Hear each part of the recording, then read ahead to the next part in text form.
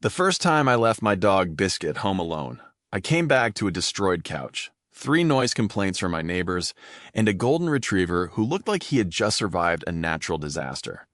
And every single time I reached for my keys, he would lose it, howling, scratching the door, pacing, trembling. I tried everything Google told me to try. Nothing worked. I was honestly about to give up, but 6 weeks later, I can leave Biscuit alone for 6 hours. No barking, no destruction, no drama. And in this video, I'm going to tell you exactly what actually worked, step by step. So first, let me tell you about Biscuit. He's a 3-year-old Golden Retriever mix I adopted from a shelter. Before I got him, he'd been found on the street, taken in, and then returned by 2 different families. Both times, because of the same reason, the moment they left the house, he'd bark and scream nonstop, and sometimes hurt himself trying to get out. When I spoke to trainers and behaviorists, they told me it would take 6 to 12 months to fix, and most of them had a waiting list 3 to 6 months long.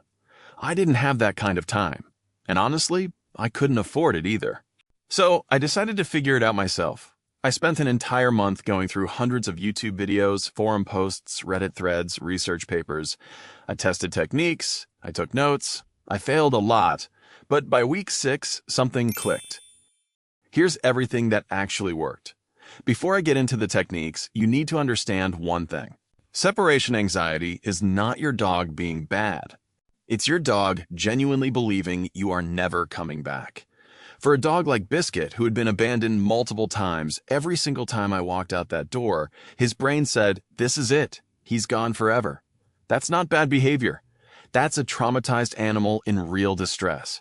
And the moment I understood that, everything changed. The goal isn't to punish the behavior. The goal is to rebuild trust one tiny step at a time. So please, no shock collars, no spray collars, no scolding. If your dog is barking because you left, he's already in distress. Adding more discomfort on top of that distress will only make things worse. Now here's what to do instead. Step 1, the 15-second trick. And this is where you start, is rebuilding trust through tiny absences. I would tell Biscuit, "I'll be right back," and literally walk out and come back in 5 seconds later. I did this 10 to 15 times a day. Every day, I added just 15 to 30 seconds. It sounds almost too simple, but here's what it does. It proves to your dog over and over that you always come back. That departure doesn't equal abandonment. By the end of 2 weeks, Biscuit could handle 15 to 20 minutes on his own.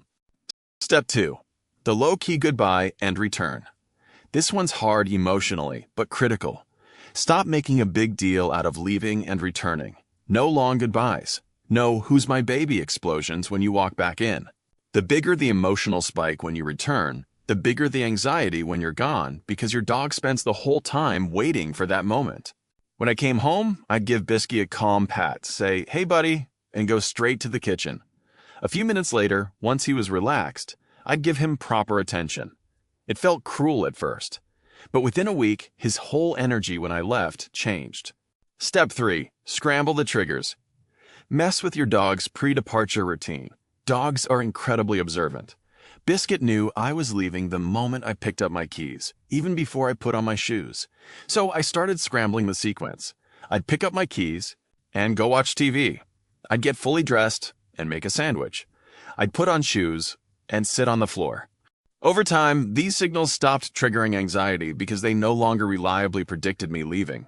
I also started getting dressed 30 to 45 minutes before actually leaving. So by the time I walked out, Biscuit had already settled back down. Step 4, flip the psychology. This one sounds backwards, but it worked. Biscuit associated me leaving with pain and me returning with joy. I needed to flip that. So I started giving him a special, long-lasting chew, something he loved right as I was about to leave. Then I'd go for 30 seconds and come back. And take it away. After a few rounds of this, something shifted. Biscuit started perking up when he saw me heading for the door because he knew a treat was coming. I did this a few times a day for several weeks. One important note, make sure your dog knows a drop it command before you try this reaching in to take. Something from an anxious dog can cause nipping. Step 5, create a safe space. Don't give your dog free roam of the entire house when you're gone. I made this mistake early on. Biscuit had access to every room, and he'd just pace from one to another, getting more wound up. Once I started leaving him in just my bedroom with his bed, some toys, and an old hoodie of mine that smelled like me, he calmed down dramatically. The scent of your clothing is genuinely soothing to an anxious dog. It signals that you are just here and you'll be back. Step 6. Watch, without being there. Monitor your dog while you're gone. In the beginning, I had no idea what Biscuit was actually doing when I left. Was he okay after 10 minutes? Was he still panicking after an hour? I set up an old phone as a camera using a free app. It let me watch him live, get alerts when he barked, and even talk to him through the speaker when I saw him getting anxious. Being able to check in and actually speak to him made a huge difference. He'd hear my voice, settle, and go lie down. If you want something more purpose-built, there are pet cameras designed specifically for this with treat dispensers, two-way audio, and automatic bark alerts. Step 7. The Thunder Shirt and Calming Supplements. Two physical tools that helped a lot during training. First, a Thunder Shirt. It's a wrap that applies gentle, constant pressure, kind of like swaddling a baby. The first time I put it on Biscuit, he visibly relaxed within minutes. I used it during our training sessions, not all day, as it can be too tight for extended wear. And about an hour before leaving, I gave Biscuit a natural calming supplement. There are several good options. Neither of these is a magic fix on its own, but as part of the full system, they made a real difference.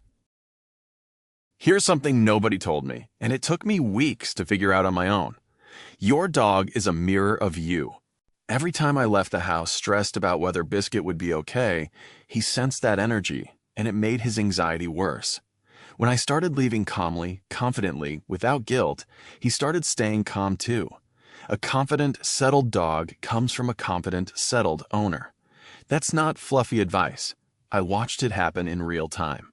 If you're anxious about your dog being anxious, your dog knows. So work on your energy just as much as your dog's behavior. 6 weeks after I started this process, I left Biscuit alone for 6 hours. No barking, no destruction, no neighbors banging on my door, just a dog who finally trusted that I was coming home. It's not magic. It's not a single trick. It's consistency done with patience and calm every single day. If you're in the middle of this right now, I want you to know it gets better. Don't give up too soon. If this video helped you, please hit like. It genuinely helps this channel reach other dog owners who need it. Subscribe if you want more honest, practical dog advice, and drop a comment below telling me what your dog does when you leave. I read every single one. You've got this, and so does your dog.